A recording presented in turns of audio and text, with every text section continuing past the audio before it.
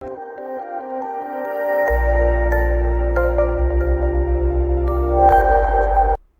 बिस्मिल्लाहिर्रहमानिर्रहीम। अस्सलाम वालेकुम फ्रेंड्स। इस वीडियो में हम देखेंगे कि हमारा जो असेंबली लैंग्वेज का प्रोग्राम स्ट्रक्चर होता है वो कैसा होता है। देखिए, इससे पहले आपने पीएफ पढ़ी होगी और उसमें आपने सी प्लस प्लस पढ़ी होगी। सी प्लस प्लस के अंदर क्या होता है कि आप पहले कोई आपने हेलो वर्ड का प्रोग्राम लिखना हो तो आप पूरा पहले एक प्रोग्राम का स्ट्रक्चर लिखते हैं। पहले आपने ऊपर दो हेडर फाइल्स ऐड करते हैं, फिर using name space and main, और तब जाके आप एक सी ऑफ स्टेट में लिखते हैं। तो कहने का मकसद ये है कि पहले आपने सी प्लस प्लस का एक पूरा प्रोग्राम स्ट्रक्चर देता है। जब हम असेंबली लैंग्वेज की बात करते हैं तो असेंबली लैंग्वेज में भी क्या होता है कि पहले सबसे हमें एक इवन के मुझे एक सिंगल कैरेक्टर भी प्रिंट करवाना हो तो मुझे पहले उसका एक स्ट्रक्चर लिखना होगा। तो स्ट्रक्चर लिखने के लिए क्या लिखते हैं, आपने एक वर्ड याद कर लेना है, MSDC। आपने इस वर्ड को याद कर लेना है।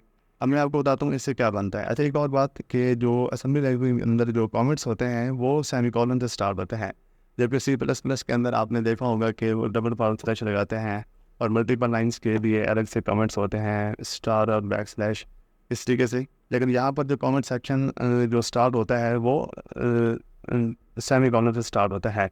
तो सेमीकोलन MSDC ये मेरा कमेंट्स के अंदर चला गया। अब देखिए, एम से मैं लिखूँगा तो ये मॉडल, और एस से क्या बन जाएगा मेरे पास स्टैक, वी से बन जाएगा मेरे पास डाटा, और सी से बन जाएगा मेरे पास कोड।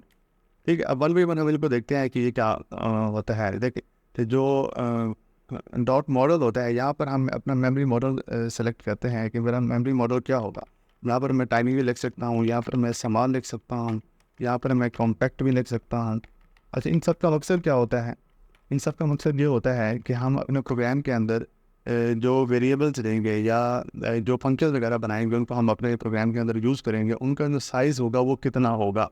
अब इन केस के मैं यहाँ पर समाल लिखता हूँ, तो समाल का मतलब क्या है कि कोड और डाटा सेगमेंट के अंदर जो साइज़ होगा वो 64 KB होगा, मतलब कि less than equal to 64 KB तक, मतलब कि हम उसमें स्टोर करवाएंगे। और एक और बात याद रखिएगा कि असेंबली लैंग्वेज के अंदर हम जितने भी प्रोग्राम्स बनाएंगे तो उसमें हम जो मेमोरी वन रखेंगे वो हमने हमेशा समान ही रखना है। इट मीन्स के डाटा और कोड का जो साइज़ होगा वो less than equal to 64 KB होगा। अच्छा, नेक्स्ट है हमारे पास स्टैक। तो स्टैक के साथ हम 100H लिख देते हैं। इसका मतलब होता है 100H हेक्साडेसिमल, मतलब कि 256 बाइट्स। डॉट डाटा जो सेगमेंट होता है हमारा, अब देखिए मैंने यहाँ पर एक बार यूज़ किया है सेगमेंट। इसको मैं सेगमेंट भी कह सकता हूँ, या इसको मैं डायरेक्टर भी कह सकता हूँ, इसको मैं सेक्शन भी कह सकता हूँ, इसको मैं पार्ट भी कह सकता हूँ।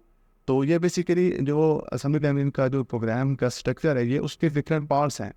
ठीक है, तो डॉट डाटा डायरेक्टर में हम बेसिकली वेरिएबल्स को हम डिक्लेयर या इनिशियलाइज करते हैं। जिस तरह हम सी प्लस प्लस के अंदर लिखते थे इंट AB इंट C, तो हम मेन फंक्शन के अंदर भी लिख सकते थे, या हम कोई अलग से फंक्शन बनाते थे वहाँ पर लिख सकते थे। लेकिन यहाँ पर जो वेरिएबल्स आपने डिक्लेयर या इनिशियलाइज करने होंगे वो डॉट डाटा डायरेक्टर में ही आपने लिखने होंगे। अच्छा, नेक्स्ट है कि हमारे पास डॉट पोर्ट सेगमेंट। इसमें हम अपना प्रोग्राम के लॉजिक लिखते हैं। इसमें हमारे पास मेन फंक्शन होता है जिसको हम कहते हैं मेन प्रोस। क्या कहते हैं जी? Main pros. प्रोस का मतलब क्या है जी? प्रोसीजर। अच्छा, जब मैंने इसको मेन प्रोसेसिंग किया तो इसको मेन एंड पी भी करूँगा। अगर प्रोसीजर स्टार्ट किया तो प्रोसीजर को एंड करना भी ज़रूरी होता है। और उसके बाद हमने क्या करना है जी? हमने अपने प्रोग्राम को भी एंड करना है। तो मैं लिख दूँगा डे एंड मेन। ठीक है, तो यहाँ पे मेरा प्रोसीजर क्लोज हो रहा है, मेन एंड पी से एंड प्रोसीजर, और एंड मेन का मतलब क्या है? मेरा प्रोग्राम क्लोज हो रहा है। अच्छा, यहाँ पर आपने एक और स्टेटमेंट भी लिखनी होगी, मूव AH4CH। ये आपने लाजम लिखनी है। ये इस तरह समझे कि आपने प्रोग्राम के एग्जिट करने के लिए आपने ये लाजम लिखना है, मूव M21H। ठीक है, तो ये हमारे असेंबली लैंग्वेज प्रोग्राम के एक स्ट्रक्चर है। कोई रॉकेट साइंस नहीं है, सिंपल है। आपने बस इसको याद कर लेना है कि ये MSDC किस बला का नाम है। सो M से मॉडल, S से स्टैक, D से डाटा, C से कोड।